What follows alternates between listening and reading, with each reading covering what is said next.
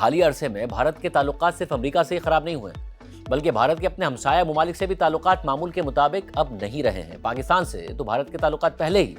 کئی طرح کے تنازعات کا شکار رہے ہیں، لیکن گزشتہ سال کی پاک بھارت جنگ کے بعد دونوں ممالک کے تعلقات مزید کشیدہ ہو گئے۔ مودی حکومت کو سبکی کا سامنا کرنا پڑا، جنگ کے میدان میں بھی اور خارجہ پالیسی کے میدان میں بھی۔ اس کے علاوہ حالیہ مہینوں میں سرحدی تنازعات کی وجہ سے بھارت اور چین بھی کئی مرتبہ آمنے سامنے آ چکے ہیں اور اس حوالے سے بھی بھارت کو بار بار سبکی کا سامنا کرنا پڑا ہے۔ اسی طرح شیخ حسینہ واجد کی حکومت کے خاتمے کے بعد سے بھارت اور بنگلہ دیش کے تعلقات بھی تناؤ کا شکار ہیں۔ توقع کی جا رہی تھی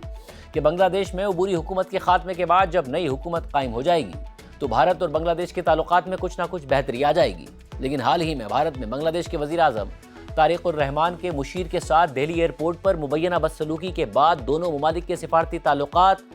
مزید کشیدہ ہو گئے ہیں اور بنگلہ دیشی حکومت بھارتی حکومت سے شدید احتجاج کر رہی ہے۔ اس واقعے کے حوالے سے رائٹرز کی رپورٹ کے مطابق بنگلہ دیش نے ڈھاکہ میں تعینات ایک سینئر بھارتی سفارتکار کو طلب کر کے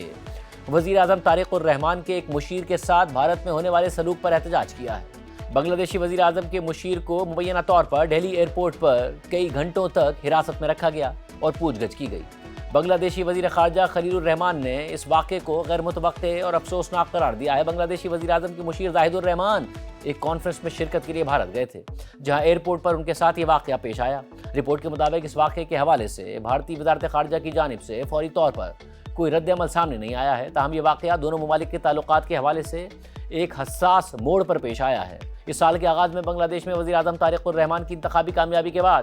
دونوں ممالک کے تعلقات میں بہتری آئی تھی، لیکن 2024 کی عوامی بغاوت کے بعد سے تعلقات کشیدہ ہی رہے ہیں۔ سابق وزیر اعظم شیخ حسینہ واجد اقتدار سے نکلنے کے بعد سے اب بھی بھارت میں ہی موجود ہیں اور بنگلہ دیش کی جانب سے بار بار ان کی حوالگی کے مطالبات کیے گئے ہیں۔ دونوں ممالک کے درمیان بنگلہ دیش کے ان الزامات پر بھی اختلافات رہے ہیں کہ بھارتی حکام طے شدہ طریقہ کار پر عمل کیے بغیر بھارت میں مقیم غیر دستاویزی بنگلہ دیشی مہاجرین کو سرحد پار دھکیلنے کی کوشش کر رہے ہیں۔ اس معاملے پر دونوں ممالک کی بارڈر فورسز کے درمیان مذاکرات بھی ہوئے ہیں، مگر مہاجرین کا مسئلہ اب بھی دونوں پڑوسی ممالک کے درمیان کشیدگی کی ایک اور وجہ بنا ہوا ہے۔